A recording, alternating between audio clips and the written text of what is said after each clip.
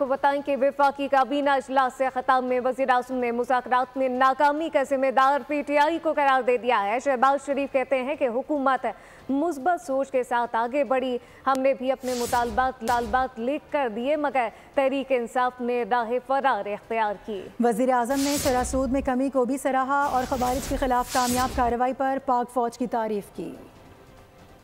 मुज़ाकरात थे, उसके लिए हमने बिल्कुल एक बड़े जेन्युइन तरीके से हमने उनकी ऑफ़र को कबूल किया।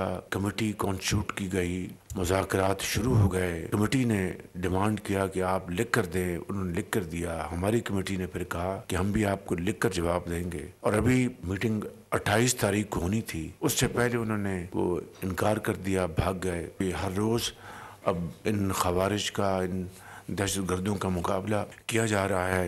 ये लाजवाल दास्तान है उन अजीम कुर्बानियों की जो पाकिस्तान की लॉ इन्फोर्सिंग एजेंसीज, चाहे वो अफवाज पाकिस्तान के जवान अफसर हों, चाहे पुलिस के हों, चाहे रेंजर्स के हों, या दूसरे जो हमारे सूबाई जो इदारे हैं। तो मैं समझता हूँ कि इनकी जितनी भी हम तौक़ीर करें और एहतराम करें वो कम हो।